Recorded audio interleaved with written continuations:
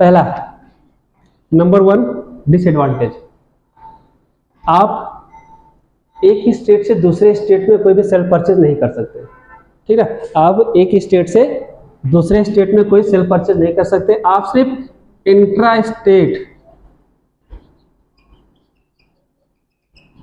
State ही business कर सकते हो।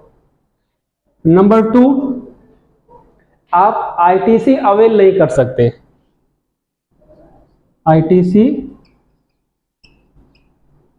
Not avail for ITC. ठीक, आप आईटीसी अवेल नहीं कर सकते। चौथा, आप किसी से टैक्स भी रिसीव, मतलब आप जीएसटी भी कलेक्ट नहीं कर सकते। Not collect for GST, not collect for GST, आप किसी से जीएसटी भी कलेक्ट नहीं कर सकते। ओके, ये हो गया हमारा। अब इसमें आपका नुकसान क्या होगा? आप तो आईटीसी यूज नहीं कर सकते और ना ही सामने वाले से जीएसटी कलेक्ट कर सकते। अब नुकसान क्या होगा? नुकसान ये हुआ कि आप जब परचेस करने गए थे तो वहां पे जीएसटी आपने पे किया था, बट अब उस जीएसटी का आप यूज नहीं कर सकते, वो आपको नहीं मिलेगी। क्यों नहीं मिलेगी? गवर्नमेंट ने कह दिया भैया कि हम आपसे कोई टैक्स एक्टिविटी नहीं करा रहे हैं। हमने क्या कर दिया? आपको फ्रीडम दे दिया, आप जाओ मस्त रहो। हमने आपको सेल करने पर कस्टमर से रिसीव करने के लिए भी नहीं बोला, और आपने परचेस किया तो हम आपको देंगे भी नहीं, क्योंकि भाई हम आपसे ले भी नहीं रहे, हम आपको देंगे भी नहीं। तो ये इनका एडजस्टमेंट हो गया। तब इससे नुकसान क्या होगा? मान लीजिए जो छोटे बिजनेसमैन है उनका तो समझ में आता है, उनका तो एडजस्ट हो जाएगा। जो बड़े ट्रेडर्स हैं महीने का उनका लगभग 50-60 लाख रुपए का ट्रांजैक्शन है, 50-60 लाख कह रहा हूँ। ऐसा भी होता है, लोग होता है तो कंजक्शन करते हैं, तो वो उसमें नहीं शो करते हैं। ठीक है, तो अब ये इनकी आईटीसी तो पूरी जा रही है। अगर ये यहाँ से रेगुलर में कन्वर्ट करते तो इसी जीएसटी का यूज वो लायबिलिटी के लिए कर लेते, तो कोई टैक्स का बर्डन नहीं आता। ठीक है, हाँ, नहीं कटेगा नहीं। अब टोटल जो इनकी क्या बोलते हैं इनकम निकल के आएगी एक साल में एक बार। जैसे मान लो कि इन्होंने पूरा एनुअल का 2 लाख का टर्नओवर किया, ठीक ना। अब 2 लाख के टर्नओवर पे 1% का टैक्स लगेगा, तो 2 लाख का 1% जितना होगा वो पे हो जाएगा। ठीक है, बस काम खत्म। तो ये कंपोजिशन स्कीम के लिए फायदा है। कंडीशन एक बार देख लिए, no interest outward supply of goods. ऊपर देखिए, पहला है no interest outward supply of goods.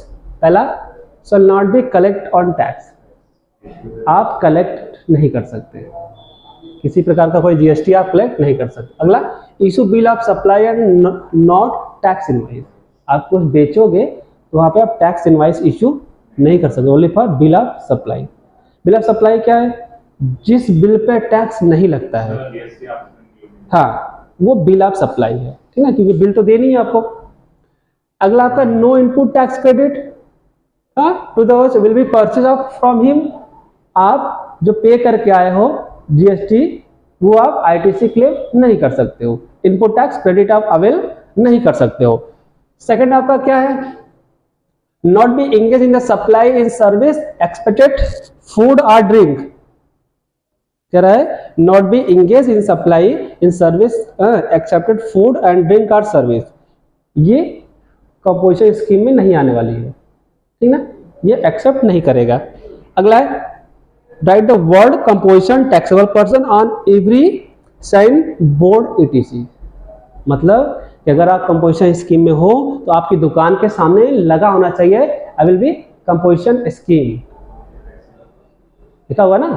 कह रहा है कि राइट द वर्ड, लिखा हुआ है composition taxable person on every signboard, हर बोर्ड पे जो भी आपका दुकान का बोर्ड है उस पर कंपोजिशन स्कीम साफ साफ शब्दों में लिखा रहना चाहिए। अब तो जीएसटी डिपार्टमेंट ने कह दिया भाई अगर आपके पास रजिस्ट्रेशन है तो आपके बोर्ड पे जीएसटी नंबर होना चाहिए, नहीं तो 50,000 रुपए की पेनल्टी आपको देनी पड़ेगी। ठीक, चलिए अगली कंडीशन आते हैं। सर जैसे कि हम लोग ऑनलाइन पे प्रोडक्ट मंगाते हैं तो उस पे जीएसटी नंबर पे हमको कुछ रिटर्न बैक मिलता है उस नंबर पे, जिस पे यहाँ पे रजिस्टर्ड होगा उसका नंबर, उसके नंबर या नाम पे अकाउंट नंबर पे, हाँ वही आईटीसी आती है। वही आरटीसी ना। हाँ। तो अगर जैसे कि उसके लिए क्या क्या डॉक्यूमेंट चाहिए होते हैं? कोई डॉक्यूमेंट नहीं चाहिए, सिर्फ जीएसटी नंबर चाहिए वाली? सिर्फ जीएसटी नंबर और जिस नंबर फर्म का नाम क्या है बस वो चाहिए, और कुछ नहीं चाहिए। फर्म का नाम और जीएसटी नंबर, और कुछ भी नहीं चाहिए। कट ही नहीं रहा।